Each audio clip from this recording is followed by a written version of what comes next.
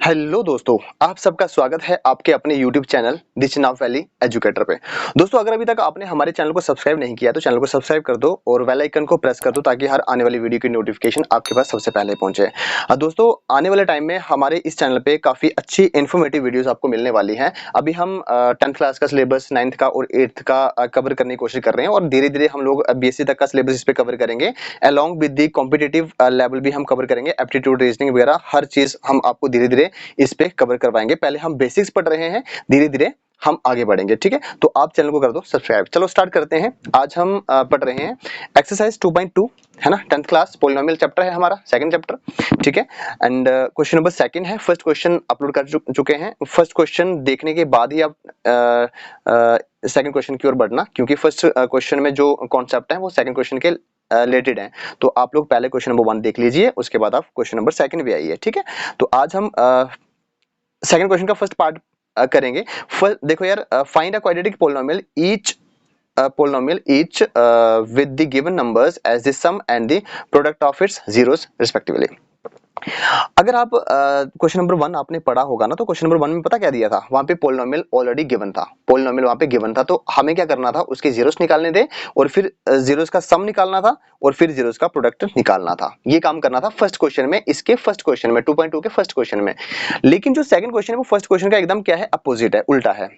इसमें हमें क्या दिया हुआ है, सम एंड प्रोडक्ट ऑफ जीरोस दिया हुआ है और आपको क्या बनाना है, क्वाड्रेटिक पोलिनोमियल बनाना है। मतलब फर्स्ट क्वेश्चन में क्वाड्रेटिक पोलिनोमियल दिया था और आपको सम निकालना था और प्रोडक्ट निकालना था, और इसमें सम दिया हुआ है, प्रोडक्ट दिया हुआ है, आपको क्या बनाना है, क्वाड्रेटिक पोलिनोमियल बनाना है।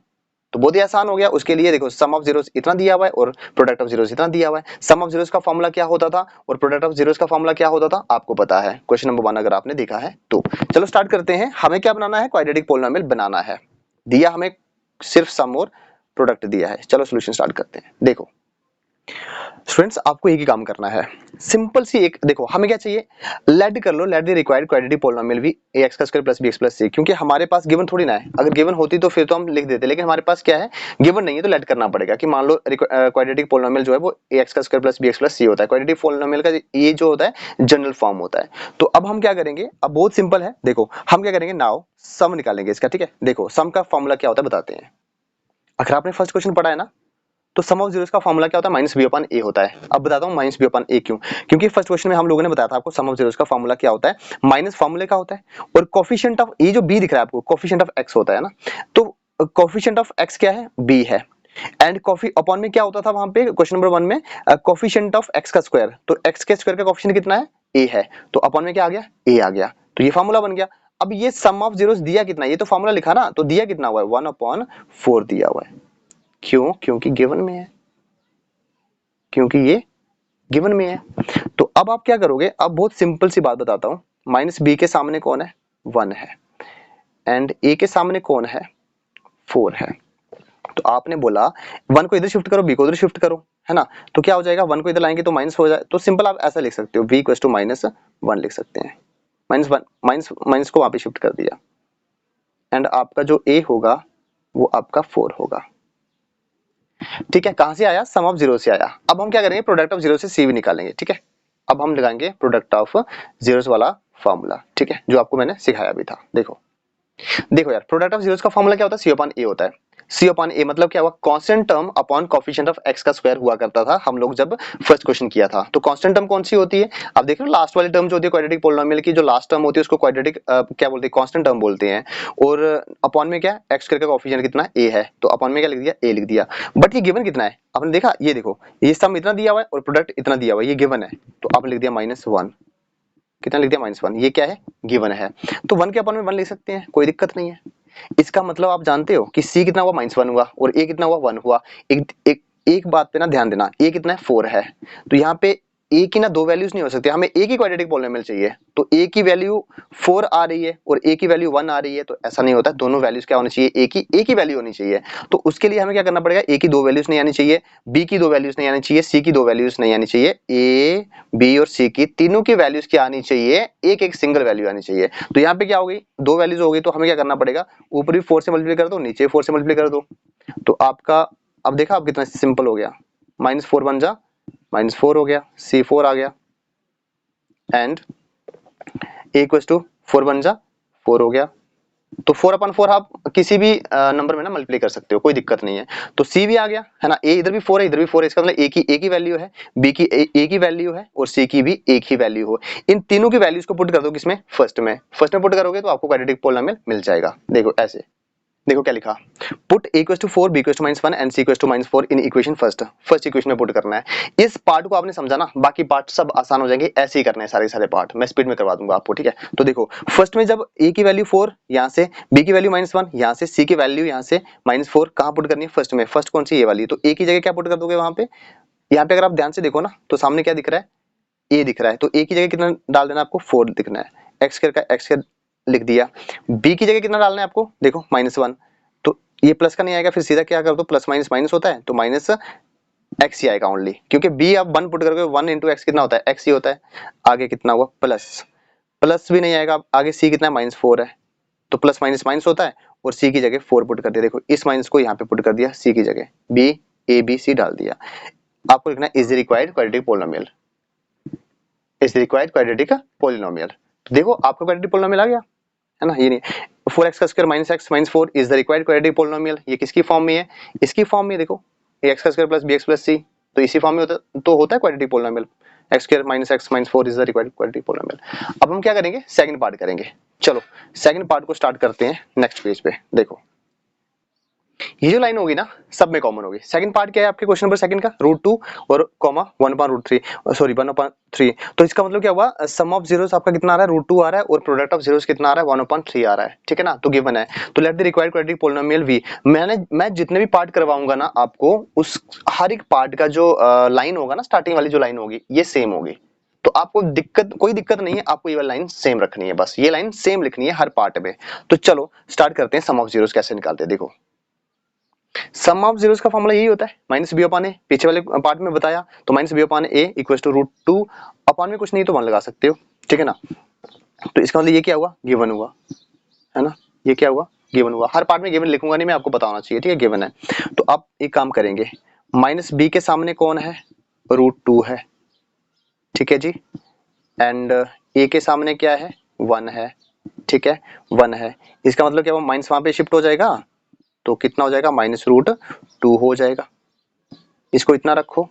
अब देखो यार यहाँ पे ना 1 के अपॉन में 3 है और √2 के अपॉन में 1 है। इसका मतलब √2, देखो एक बात आपको हमेशा याद रखनी है, अगर यहाँ पे अपॉन में 3 होगा तो इधर भी कितना होना चाहिए, 3 होना चाहिए। इधर 4 है तो इधर भी क्या होना चाहिए, 4 होना चाहिए, क्योंकि a की वैल्यू क्या होती है, सेम होती है अपॉन में। तो ध्यान रखना दोनों का अपॉन क्या होना चाहिए, सेम। अगर नहीं होगा तो हम सेम उसको बनाएंगे। चलो पहले प्रोडक्ट ऑफ जीरोस निकालते हैं, ठीक है ना, प्रोडक्ट ऑफ जीरोस निकालते हैं, फिर देखते हैं। यहाँ पे ना मल्टीप्लाई में कुछ आएगा, ठीक है, इसको मैं आपको बताऊंगा अभी आगे, पहले हम प्रोडक्ट निकालते हैं। देखो यहाँ पे क्या, प्रोडक्ट ऑफ जीरोस का फॉर्मूला क्या होता था, C/A होता था। तो C/A इक्वल टू 1/3 है, दिया हुआ है, गिवन में है ना। ये देखो यहाँ पे 1/3 दिया हुआ है, ठीक है ना। तो क्या करेंगे, इसको सॉल्व करते हैं, देखते हैं कितना आता है। आपने बोला कि C के सामने क्या है, C के सामने 1 है एंड A के सामने कितना है, 3 है। ये तो गड़बड़ हो गया, यहाँ पे A के सामने 3 आ रहा है और यहाँ पे A के सामने 1 आ रहा है। तो होना क्या चाहिए, सेम होना चाहिए। अब ये बड़ा आ गया, ठीक है ना। अब ये काम करेंगे यार, इसको ना मतलब ये a इक्वल टू 3 बड़ी वाली है ना, तो ये छोटा है, तो छोटे को क्या करना है, बड़ा करना है। बड़े को छोटा नहीं करेंगे, यहाँ पे छोटे को बड़ा करना है। जहाँ पे छोटा देखे वहां पे उसको बड़ा कर दो। अब इसको बड़ा करने का क्या है, थोड़ा सा गड़बड़ हो गया, क्योंकि c equal to 1 equal to 3 है ना, तो 3 करने के लिए आप एक काम करो, थोड़ा सॉरी स्टूडेंट्स, थोड़ा सा सिस्टम यहाँ पे गलत हो गया। शॉर्ट बताता हूँ, ठीक है, इसको छोड़ो, बिल्कुल ईजी बताता हूँ, इसको छोड़ो, इसको देखो कितना आ रहा है आपका, -b/a इक्वल टू √2/1 मल्टीप्लाई कर दो, ऊपर भी 3 और नीचे भी 3 कर दो। आपको एग्जाम में यही करना है, ठीक है। तो कितना आ गया, -b इक्वल टू 3√2 हो गया है, एंड करके आप लिख दो, एंड करके आपको लिखना है a इक्वल टू, आपका कितना आ गया, देखो a इक्वल टू 3 1 जा 3 आ गया, a तो आपका यहाँ पे आ गया इतना, ठीक है। और आप क्या करेंगे, माइनस को वहां पे शिफ्ट कर देंगे, तो इम्प्लाइज b इक्वल टू -3√2 हो गया, ये वाला पार्ट, ये ठीक है ना। मतलब माइनस को वहां पे शिफ्ट कर दो, b इक्वल टू -3√2 हो गया और a कितना हो गया आपका, 3 हो गया। तो अब कुछ नहीं करना, आप वैल्यूज पुट करनी है फर्स्ट इक्वेशन में जैसे पहले की थी, तो आपका आंसर आ गया। देखो देखो अगर आपको दिक्कत आ रही है ना, देखो क्या मतलब ए कितना हुआ, ए इधर भी 3 इधर भी 3, तो ए इक्वल टू 3 हो गया।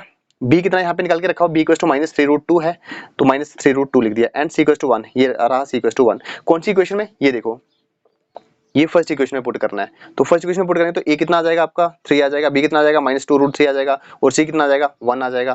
तो ऐसे करके पुट करके आपकी जो बनेगी वो ये बनेगी, एम्प्लॉइज सॉरी ए की जगह आपको 3 डालना है, 3x का स्क्वायर, ठीक है। एंड -3√2 हो गया, एंड प्लस में 1 हो गया, इज द रिक्वायर्ड क्वाड्रेटिक, ये रहा, ठीक है। आपका सेकंड पार्ट भी आपका हो गया। सॉरी स्टूडेंट्स, यहाँ पे थोड़ा सा गड़बड़ हो गया, कोई बात नहीं, नेक्स्ट टाइम थोड़ा सा ध्यान से करेंगे इसको, है ना, ठीक है। देखो नेक्स्ट पेज पे चलते हैं हम थर्ड पार्ट के लिए। स्टूडेंट्स ये पार्ट बिल्कुल आसान है, ये और भी आसान है। देखो 0 के अपान में 1 और √5 के अपान में 1, कुछ भी मल्टीप्लाई करने की नीड नहीं है, सीधा सीधा लिखना है इसको, ठीक है। कुछ नहीं है, बिल्कुल सिंपल है, देखते जाओ। देखो 2 मिनट में खत्म। देखो क्या लिखना है, सीधा minus B equal to 0 and A equal to 1। यहाँ पे कुछ भी मल्टीप्लाई नहीं करना है, सिंपल। इसको थोड़ा सा कर दो कि b इक्वल टू 0, माइनस वहां पे शिफ्ट हो जाएगा तो कोई दिक्कत नहीं होगी, ठीक है।